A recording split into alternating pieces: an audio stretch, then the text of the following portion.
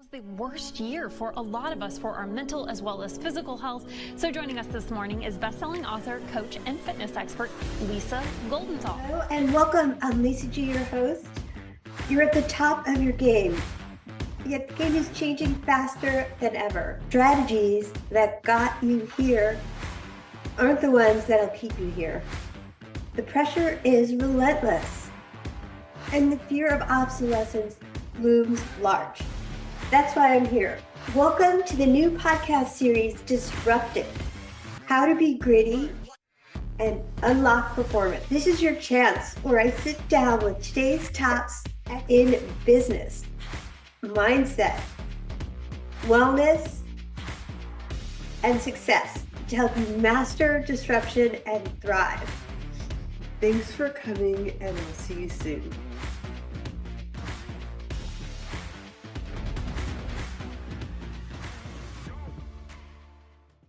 He's founded and scaled multiple multi-million-dollar businesses. In 2015, he has reached financial success, but was burning out and struggling to find sustainable happiness.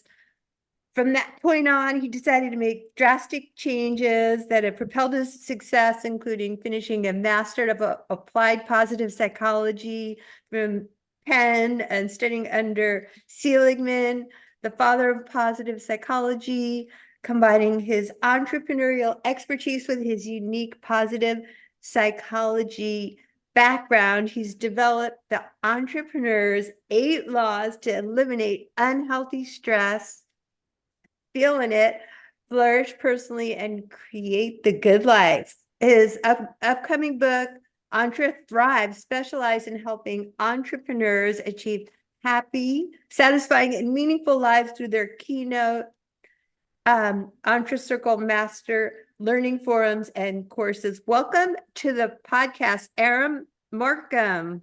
It's good to be here, Lisa. Great to see you. The book is out actually and hit the bestsellers list. Yeah. Congratulations. Yeah, so super excited about that. Amazon bestseller, and then we were featured on USA Today, and so as a bestseller. So that was pretty cool. Yeah. Well, I'm so excited to talk to you as an entrepreneur myself.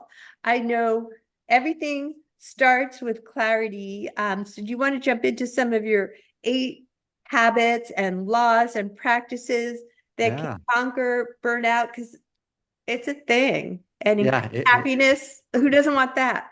That's right.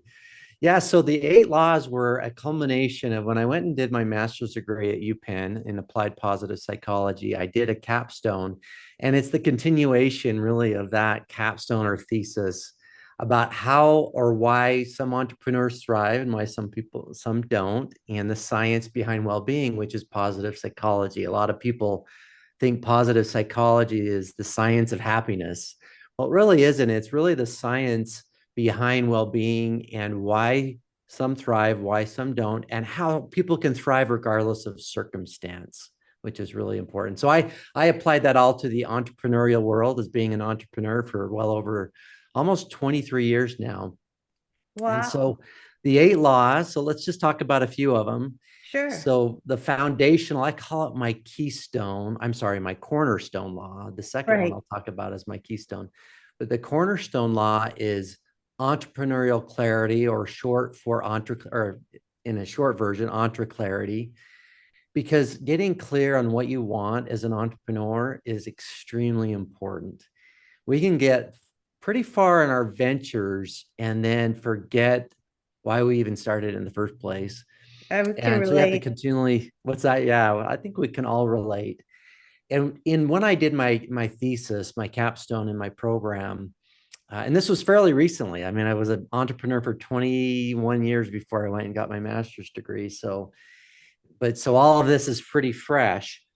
So with the capstone, I did a lot of research on especially new young entrepreneurs, aspiring entrepreneurs, how they have these great ideas, but because of burnout, stress, and not protecting their space or getting clear on what they want, are really finding their purpose early on, they burn out quickly.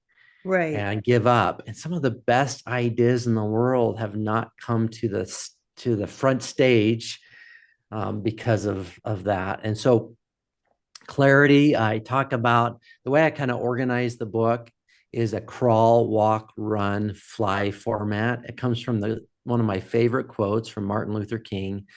He says, if you can't fly, then run. If you can't run, then walk.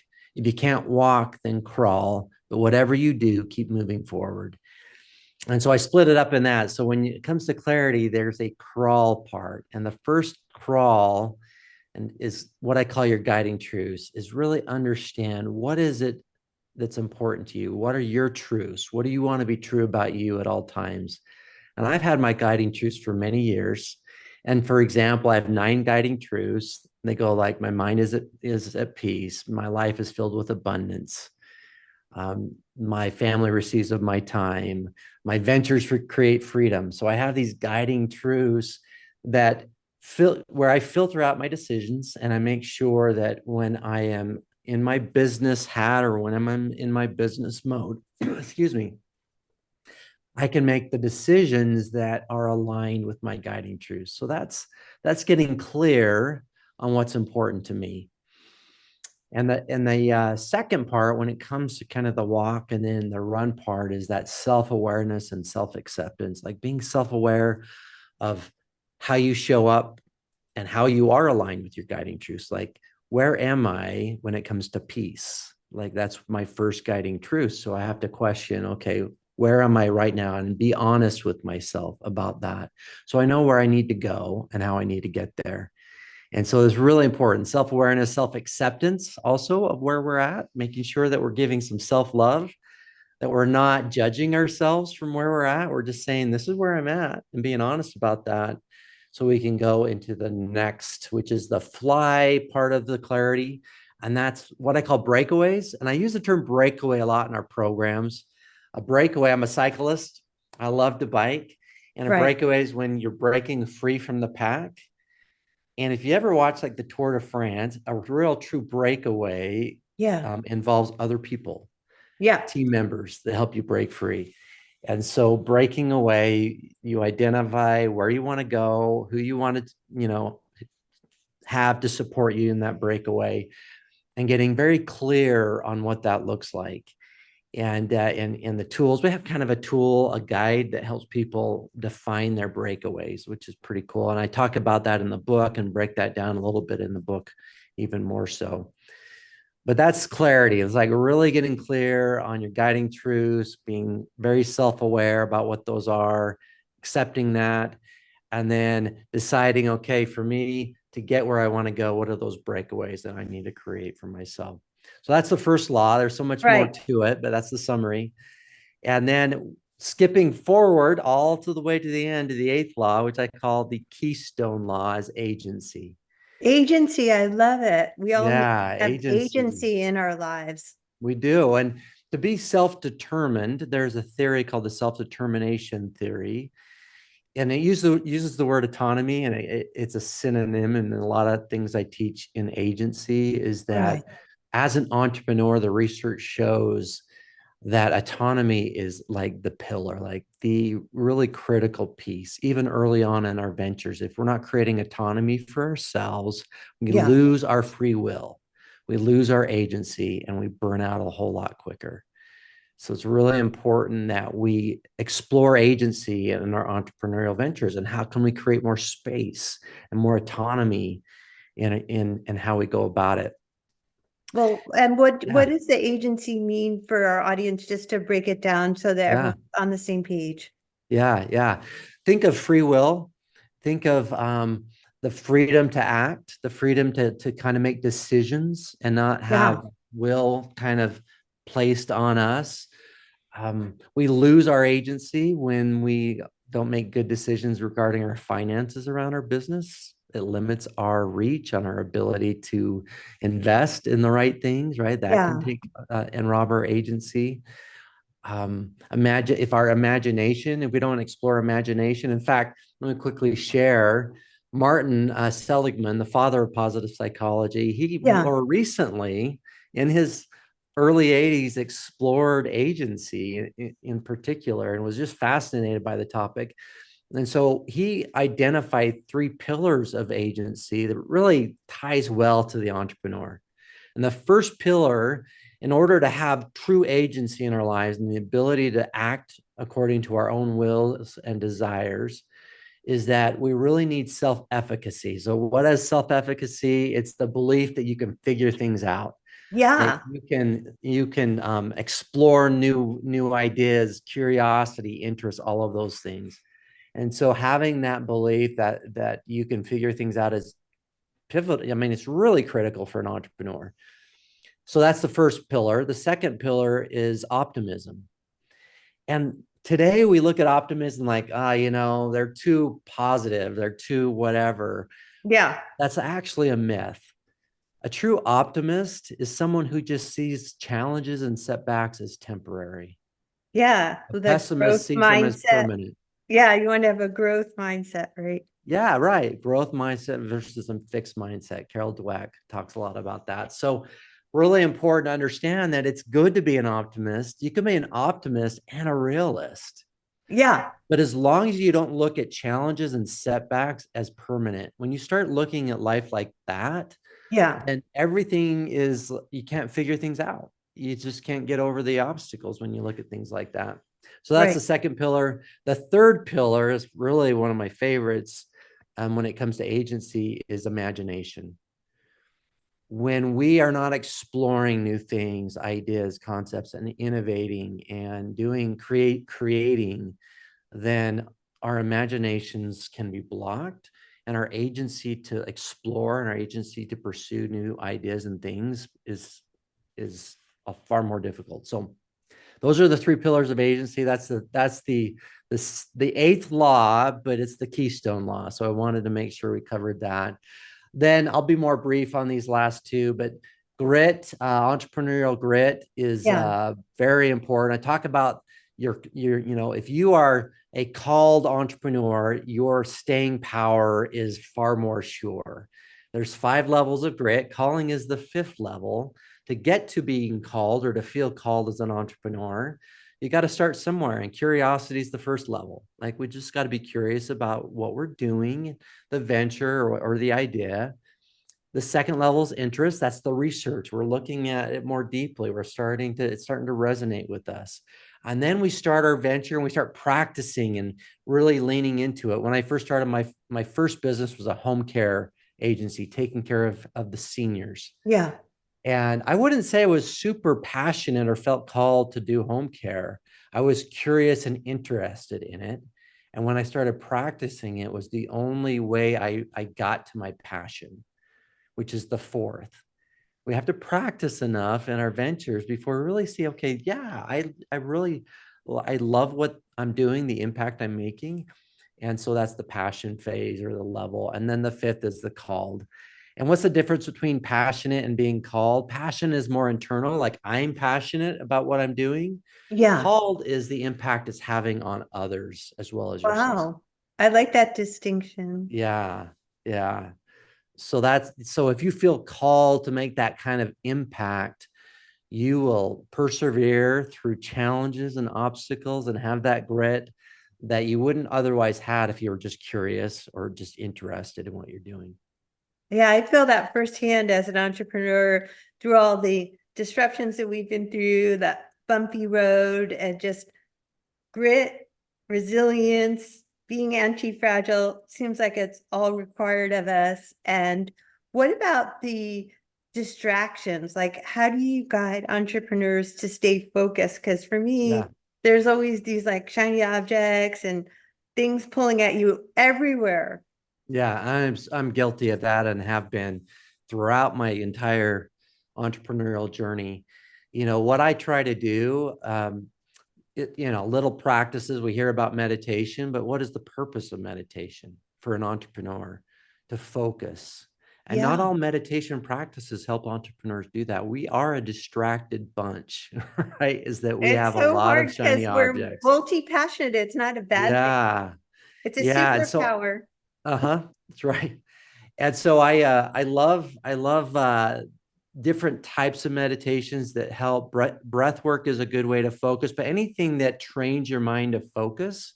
In fact, whatever you think about, like um, target practice, even whether it's a bow and arrow or guns, that's actually shown to help. Anything that gets your brain to focus as an Yeah. entrepreneur can help train your mind to keep that focus. And so I meditate. I use a meditation called Sky. It's Sudarshan Kriya is the long term, but the Yeah. acronym is Sky. I learned it from the how did they say it? The Art of Living Center. And it's out of Boone, North Carolina. And I went for a 3-day when I first learned the practice, but it's a 34 minutes, typically how long it takes me, but I can do it in 5 to 10 minutes. It depends Yeah. on the day and what I'm doing. But it's a very focused breathing exercise, has various different components that you add to it, and allows my brain to focus and trains my brain. And then, of course, starting your mornings and so forth, we hear all of that. And then during the day, creating the guidelines and boundaries with your team. I mean, all those things are great practices. And I always start with 3 MVPs, most valuable priorities in the day. So I say these are the most valuable priorities to keep me focused throughout the day. But the biggest, most important hack that I have found when it comes to distractions and that keeps me focused and that grit, um, you know, focus and grit, I think are well-aligned principles, right? Yeah. But my biggest hack is I have an executive assistant who's amazing.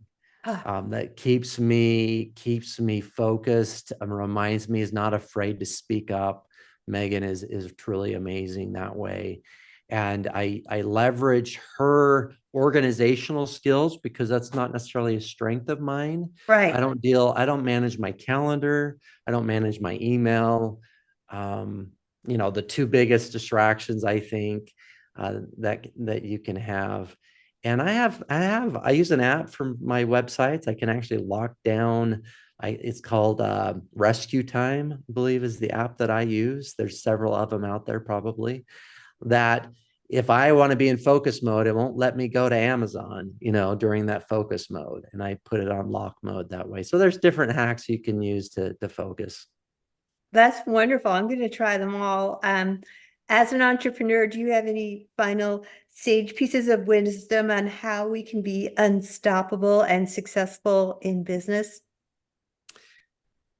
So there's a lot of entrepreneurs, including myself in the past, and I have to check myself on it all the time, is that we live this lie called the lie of the either or. That's what I've coined it. The lie of the either or. And what is that? It's the lie that we can either thrive personally or professionally, but we can't have both. Yeah. And so as entrepreneurs, we choose professionally typically, and we say, okay, if I can continue to focus on my professional environment, my professional success, my personal well-being will catch up with itself. My relationships, my personal relationships, travel, time with my family, I will have that once I get my business to this point, and that's the lie, is that we'll keep telling ourselves we'll get to that point, said, you know what, I'm going to keep pushing. And so in 2015, I was burned out, stressed, wasn't giving that time. I was living that lie. I changed my entire paradigm by 2016. I got into cycling. I started investing in my own well-being, and my company took off. Wow.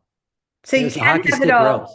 You can have that elusive work-life integration somehow. Yeah, alignment is what I call it. Balance Yeah. is, to me, a myth, is that our lives are never fully in balance. Sometimes you have to put more in early on in a venture than, and have to, your family sometimes has to understand that. And I Yeah. get that. But as long as you're present and you're with your family when you need to be with your family, you're mentally there, and you've created that space to do that, I think is really, really important. And that to not live that lie, to make sure you're taking that time even early on so that you don't burn out. I think it's really, and don't get stressed out, with all the financial needs that you have in an early venture. So Well, Aaron Marcum, this is such a wonderful conversation. I feel like I can learn so much from you. Where can we that's been find fun. more of you and your book? Yeah. If you go to EntreThrive, ENTRETHRIVE.com, You can go there. You can download a free tool. It's we have the Entre Clarity Guide, which has both the guiding truths tool as well as the breakaway tool, are both included in that guide. So they can do that. And they can also, there's a link to order the book. I work a lot with home care entrepreneurs. We have a program called the Breakaway Accelerator for home care, and breakaway, that term. And they can also link from there if they want to look into that program. So I've been fun, Lisa. Appreciate the time. You're a wonderful host. Thanks, Aaron. All right. Let's Take all care. go out there and walk, crawl, walk, run, and fly. That's right. Let's fly.